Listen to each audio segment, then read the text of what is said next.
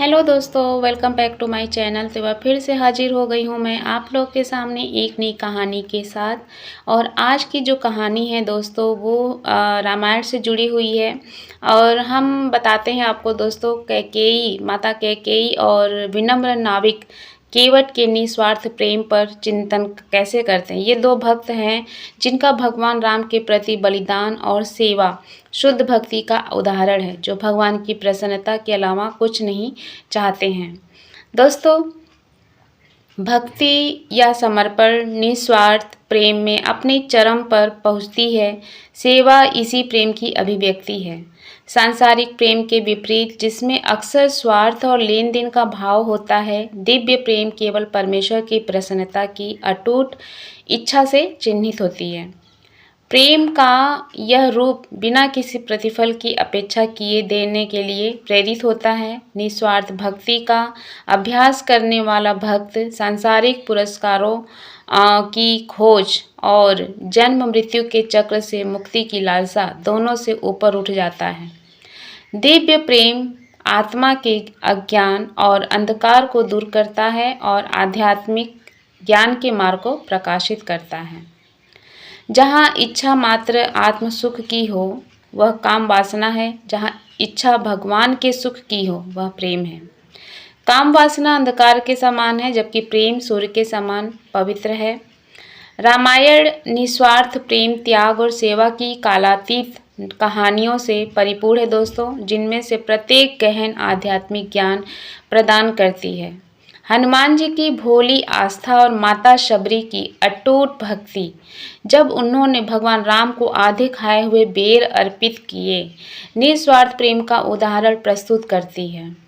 भरत का अपने राजसी कर्तव्यों का निर्वहन करते हुए भगवान के चरणों में गौरवशाली समर्पण और विभीषण की राम के प्रति अद्वितीय भक्ति इस शाश्वत सद्गुण को और भी पुष्ट करती है।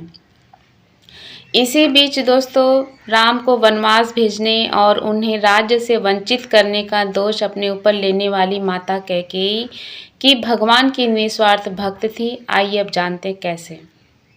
इतिहास में दोस्तों, माता कैकेयी को उस खलनायिका के रूप में जाना जाता है जिसने भगवान राम को अयोध्या के राजा के रूप में राज्याभिषेक होने से ठीक पहले वनवास भेज दिया था। उसने अपने पति राजा दशरथ से 2 वरदान मांगे थे। पहला था भरत का राज्याभिषेक करना और दूसरा था राम को 14 वर्ष के लिए वनवास भेजना। अपने वचन से बंधे होने के कारण राजा दशरथ को अपनी इच्छा के विरुद्ध भी ये वरदान देने पड़े। कहानी की शुरुआत दोस्तों तब हुई जब कुबड़ी दासी मंथरा ने रानी कैकेयी के मन में संदेह का पहला बीज बोया। अपनी धूर्त बुद्धि से मंथरा ने कैकेयी को एक आसन्न खतरे से आगाह किया। राजा दशरथ की अयोध्या के भावी शासक के रूप में राम का राज्याभिषेक करने की भव्य योजना। उसने विश्वासघात की कहानियां सुनाई, यह संकेत देते हुए कि राम के सिंहासन पर बैठने के बाद कौशल्या और सुमित्रा भरत को अपना सेवक बना लेंगी और कैकेयी शक्तिहीन हो जाएगी। पहले तो कैकेयी ने इन दावों को गुस्से से खारिज कर दिया और अपने प्रिय पति के बारे में बुरा बोलने पर मंथरा को थप्पड़ भी मार दिया। लेकिन मंथरा दृढ़ रही और उसने छल और भय का जाल बुन दिया। धूर्त दासी ने उसे सलाह दी कि वह दशरथ के द्वारा दिए गए वरदानों को मांगे। धीरे धीरे दैवी सहायता से कैकेयी का मन बदल गया। उसने सोचा अब उनका उपयोग करने का समय आ गया है। जब कैकेयी ने वरदान मांगा तो राजा दशरथ स्तब्ध रह गए। वे अपने कानों पर विश्वास न कर पाने के कारण जमीन पर गिर पड़े। कैकेयी, तुम तो कहती थी कि राम राजा बने, अचानक तुम्हारा मन क्यों बदल गया? उन्होंने विनती की। लेकिन कैकेयी अपने फैसले पर अड़ी रही। अगर उनकी इच्छा पूरी न हुई तो उन्होंने अपने प्राण त्यागने की धमकी दी। राम अभी भी रात्रि वस्त्रों में ही थे जब उन्हें कैकेयी की इच्छा के बारे में पता चला। उन्होंने इस निर्णय का शांत भाव से स्वागत किया। सभी को आश्चर्यचकित करते हुए उन्होंने कहा, यदि भरत का राज्य होगा तो उन्हें अत्यंत प्रसन्नता होगी। बिना किसी संकोच के वे अपनी माता कौशल्या के सुनने से पहले ही प्रस्थान की तैयारी करने लगे। कैकेयी की कुटिल योजना ने राजा दशरथ को अपने प्रिय पुत्र राम के लिए अपूरणीय शोक में डुबो दिया, जिसके कारण अंततः राम का निधन हो गया। महल की दीवारें जो आनंदमय उत्सवों से गूंज रही थीं, जल्द ही शोकपूर्ण विलापों से भर उठी। अयोध्या में यह खबर फैलते ही राम से प्रेम करने वाले लोगों ने कैकेयी को स्वार्थी माता कहकर कोसा, जिसने अपने पुत्र के हितों की रक्षा के लिए वास्तविक उत्तराधिकारी को त्याग दिया। कई लोगों के लिए कैकेयी रामायण की खलनायिका बन गई, लेकिन क्या वह सचमुच दुष्ट थी? अध्यात्म रामायण के अनुसार कैकेयी राम की सबसे बड़ी भक्तों में से एक थी। दोस्तों, श्री राम के वनवास के दौरान भरत को जो पीड़ा हुई वह सर्वविदित है, लेकिन अपने प्रिय राम से वियोग का जो कष्ट कैकेयी ने सहा वह अनकहा है। राम के जन्म से ही वह अपने पुत्र भरत से भी अधिक राम से प्रेम करती थी। हालांकि सदियों से उनका नाम कलंकित रहा है, लेकिन जब राम ने एक असाधारण परीक्षा के माध्यम से उनके प्रेम की परीक्षा ली तो कैकेयी ने अद्वितीय धैर्य और त्याग का परिचय दिया। दोस्तों, वेद व्यास की अध्यात्म रामायण में राम ने कैकेयी से कहा, माता, जिन्होंने सत्संग के माध्यम से राम कथा का रहस्य नहीं समझा है वो आपको दोष देंगे। कहा जाता है कि एक बार युवा राम ने अपनी माँ से कहा था, माँ, क्या आप मेरे लिए कुछ करेंगी? मुझे अपने दिव्य उद्देश्य को पूरा करना है और केवल आप ही इसे संभव बना सकती हैं। कैकेयी ने सहमति जताते हुए कहा, आप जो चाहें। राम ने चेतावनी दी कि वह जो भी मांगेंगे उसके कैकेयी के लिए विनाशकारी परिणाम होंगे। कैकेयी ने बिना विचलित हुए उनकी बात सुनी। राम ने कैकेयी को बताया कि उन्हें वन में कुछ कर्तव्य निभाने हैं। शबरी अपनी वन कुटिया में उनका इंतजार कर रही थी। उन्हें राक्षसों का वध करके धर्म की स्थापना करनी थी, इसीलिए उन्हें वन जाने का कोई कारण चाहिए था और वे चाहते थे कि शबरी ही वह कारण बने। समय आने पर वे उसे प्रेरित करेंगे कि वह उनके राजा बनने में बाधा उत्पन्न करे। कैकेयी ने सोचा कि यह सबसे भयानक काम है, लेकिन अगर राम की यही इच्छा थी तो वह ऐसा ही करेगी। समय बीतने के साथ साथ उसने राम से दूरी बनाए रखी, क्योंकि वह जानती थी कि समय आने पर उसे खलनायक की भूमिका निभानी ही पड़ेगी। यह एक बलिदान था, ईश्वरीय योजना की पूर्ति के लिए किया गया एक निस्वार्थ कार्य। राम के प्रति कैकेयी के निस्वार्थ प्रेम ने उन्हें यह कहने के लिए प्रेरित किया, यदि तुम्हारे कारण मेरी बदनामी हो तो मुझे कोई आपत्ति नहीं है। इस प्रकार त्रेता युग से लेकर आज तक उन्हें ही सबसे घृणित माता होने का दोष झेलना पड़ा है।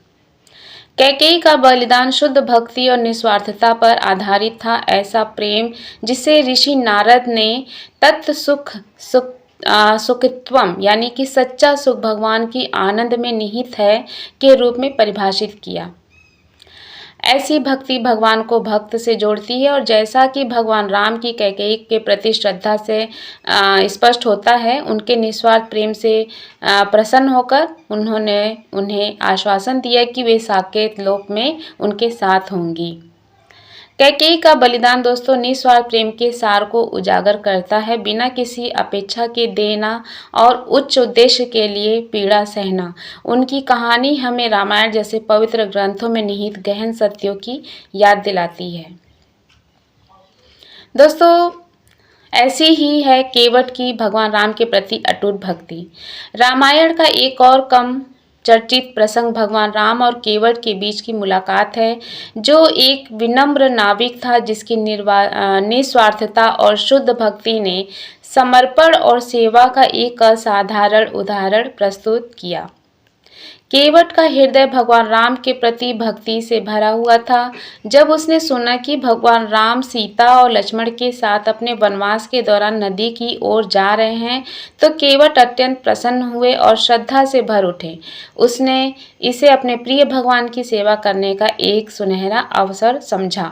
राम, सीता और लक्ष्मण गंगा के तट पर पहुंचे। उन्हें नदी पार करनी थी और वहां केवल केवट ही नाविक थे।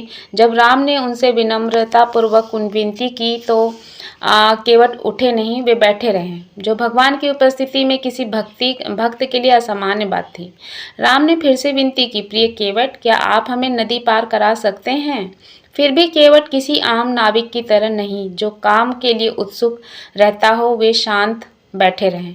भगवान के सामने वह इतना निर्भीक कैसे हो गया? भगवान से भौतिक लाभ और आशीर्वाद चाहने वाले अन्य लोगों के विपरीत केवल केवट का प्रेम निस्वार्थ था। उसकी एकमात्र इच्छा भगवान राम की हार्दिक सेवा करना था। उसके शुद्ध प्रेम को प्रतिफल की कोई अपेक्षा नहीं थी। वह निर्भीक था, क्योंकि निस्वार्थ प्रेम भयहीन होता है। भय इच्छा से उत्पन्न होता है, जब हम ईश्वर से कुछ प्राप्त करना चाहते हैं, लेकिन केवट ने सेवा करने के अवसर के अलावा कुछ नहीं चाहा। एक समझदारी भरी मुस्कान के साथ केवट ने अंततः कहा, मेरे प्रभु, मैं आपका रहस्य जानता हूँ। राम ने हैरानी से अपनी भौहें ऊपर उठाई, और तुम्हें मेरा रहस्य पता है? महान तपस्वी और योगी भी ईश्वर के सत्य को समझने के लिए संघर्ष करते हैं, और फिर भी तुम एक साधारण नाविक समझने का दावा करते हो? केवट हंसते हुए बोला, जी हाँ प्रभु, मुझे खबर मिली है कि जब आप एक शापित पत्थर के पास से गुजरे तो वह एक महान ऋषि की पत्नी में बदल गई, अर्थात अहिल्या। अगर आपके दिव्य चरण मेरी नाव को छू भी ले तो मुझे डर है कि कहीं वह भी किसी दूसरे ऋषि की पत्नी में न बदल जाए। फिर मैं क्या करूँगा? मैं 2 पत्नियों का भरण पोषण कैसे करूँगा? मेरी नाव ही तो मेरी जीविका का एकमात्र साधन है। राम दिल खोलकर हंसे। सीता, जिन्होंने उन्हें पहले कभी इतनी खुलकर हंसते नहीं देखा था, प्रसन्नता से देखती रहीं। तो फिर क्या प्रस्ताव है केवट? राम ने नाविक के भक्तिपूर्ण मजाक में साथ देते हुए कहा। केवट की आंखों में चमक आ गई। इससे पहले कि मैं तुम्हें अपनी नाव में कदम रखने दूं, मुझे तुम्हारे पैर धोने होंगे, ताकि यह सुनिश्चित हो सके कि ऐसा कोई परिवर्तन न हो। लेकिन केवट की योजना कहीं अधिक श्रेष्ठ थी। वह प्रभु की सेवा करने के इस सुनहरे अवसर का लाभ उठा रहा था। उसकी एकमात्र शर्त यह थी कि हे प्रभु, मैं आपसे आपके चरण धोने का विशेषाधिकार नहीं मांगूंगा, इसके बजाय आप मुझसे यह निवेदन करें। अपने भक्त के गहरे प्रेम से प्रसन्न होकर राम ने निवेदन किया, केवट, क्या तुम कृपया मेरे पैर धोओगे? अत्यंत प्रसन्न होकर केवट अपनी पत्नी को सूचित करने के लिए अपनी कुटिया की ओर दौड़ा। देखो देखो, हम पर कितना अद्भुत सौभाग्य आ पड़ा है।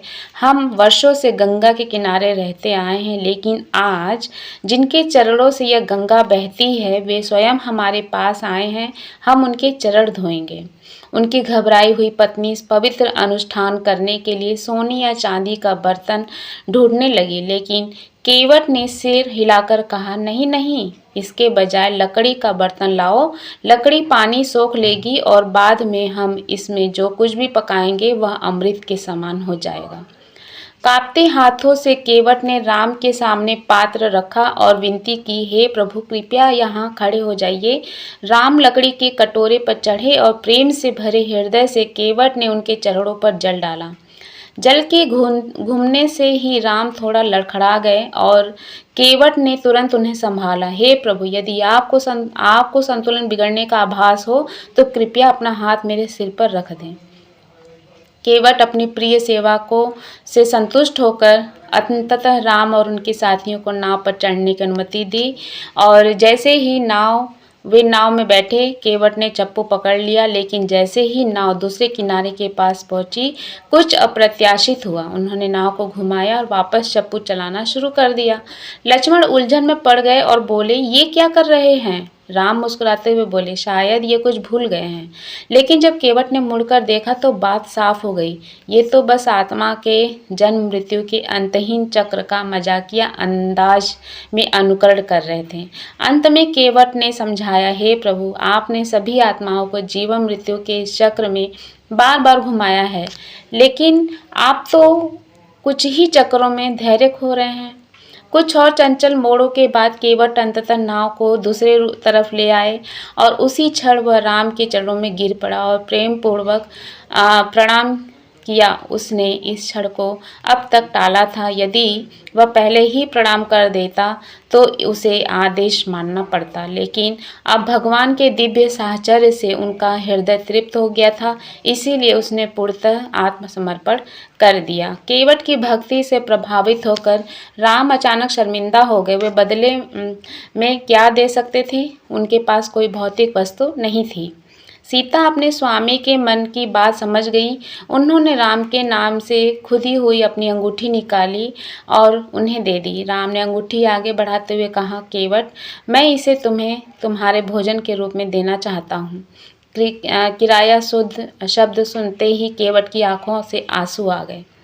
महाराज, मुझे आपसे कुछ नहीं चाहिए। आज मुझे क्या क्या नहीं मिला है। मैं क्या एक साधारण आदिवासी नाविक आपकी सेवा करने के अपार सौभाग्य का भागीदार बना। इससे बड़ा आशीर्वाद और क्या हो सकता है। फिर हाथ जोड़कर उन्होंने अंतिम प्रार्थना की, हे प्रभु, आपका और मेरा पेशा एक ही है। मैं लोगों को इस नदी से पार करता हूँ। आप आत्माओं को जीवन मृत्यु के सागर से पार करते हैं। एक दिन जब मेरा समय आए तो कृपया मुझे याद कीजिएगा और मुझे उस पार ले जाइएगा। राम ने स्नेहपूर्वक मुस्कुराते हुए कहा, ऐसा ही हो। खुशी के आंसुओं में से भीगे केवट ने अपने प्रभु के कवच को अपने हृदय से संजो लिया और जैसे ही राम और सीता ने गंगा के उस पार पवित्र भूमि पर कदम रखा, केवट उन्हें देखता रहा। उसकी आत्मा दिव्य स्पर्श से सदा के लिए धन्य हो गई। दोस्तों, निस्वार्थ प्रेम का यह कार्य हमें भक्ति का एक अनमोल पाठ सिखाता है। ईश्वर के प्रति सच्चा प्रेम लेन देन पर आधारित नहीं होता है, यह निःशर्त होता है। केवट ने धन, पद और मोक्ष की भी कामना नहीं की। उनकी एकमात्र इच्छा भगवान की सेवा करना था। हृदय की ऐसी पवित्रता एक साधारण भक्त को आध्यात्मिक आनंद की उच्च अवस्था तक पहुंचा देती है। तो दोस्तों, यह थी आज की कहानी और आई होप मेरी कहानी पसंद आई होगी। तो मिलते हैं अब ऐसी बहुत ही खूबसूरत सी कहानियों के साथ। तब तक के लिए बाय बाय, सी यू।